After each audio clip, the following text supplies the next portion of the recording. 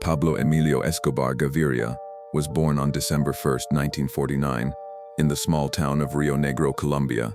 Raised in a working-class family, Escobar showed early signs of his entrepreneurial spirit. However, his ambitions soon turned darker.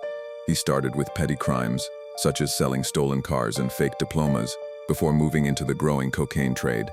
In the 1970s, the demand for cocaine in the United States skyrocketed.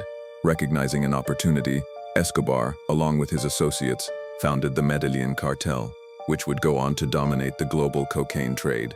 By the 1980s, the Medellín Cartel controlled 80% of the world's cocaine supply, and Escobar was reaping the profits. Escobar was ruthless in his pursuit of power. His cartel wasn't just involved in the drug trade, it was a well-organized criminal empire. Escobar didn't just smuggle drugs, he had an entire network of assassins, politicians, and law enforcement officials on his payroll. The Medellín Cartel was known for its brutal tactics, including bombings, assassinations, and even the murders of judges, police officers, and politicians who stood in their way.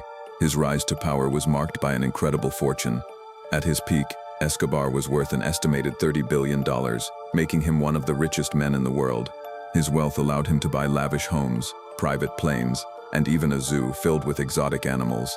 He used his money to win the hearts of the people in Colombia, especially the poor in Medellín. He built homes, hospitals, and schools in impoverished areas, earning him the nickname Robin Hood among the lower classes. However, Escobar's reign of terror had severe consequences for Colombia. His violence led to widespread chaos and fear.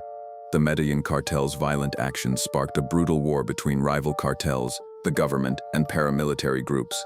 Escobar's cartel was involved in the deaths of thousands of innocent people, including politicians and civilians. One of the most infamous events during this time was the bombing of Avianca Flight 2003 in 1989, which killed over 100 people. The bombing was allegedly orchestrated by Escobar as an act of retaliation against the Colombian government. This act, among others, pushed the Colombian government to take action against the cartels. In response, the Colombian government, with support from the United States, launched Operation Search Block, an intense manhunt aimed at capturing Escobar. By the early 1990s, Escobar's empire began to crumble. In 1991, Escobar turned himself in to the authorities under the condition that he would be allowed to build his own prison, known as La Catedral, which was more like a luxurious hideout than a traditional prison. Despite this, Escobar continued to run his cartel from behind bars, leading to his eventual relocation to a more secure facility. On July 23, 1992, Escobar escaped from La Catedral, setting off a massive manhunt. He was now a fugitive, hunted by both the Colombian authorities and the US government. His ability to evade capture for months only added to his myth. But in December 1993, after months of searching, Escobar was finally located and killed by the Colombian National Police.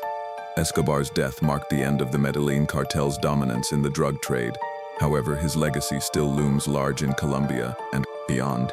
His actions had a lasting impact on the world of crime, and the effects of his reign can still be seen in the ongoing struggles with the drug trade in Latin America. Pablo Escobar's story is one of ambition, violence, and the corrupting power of wealth.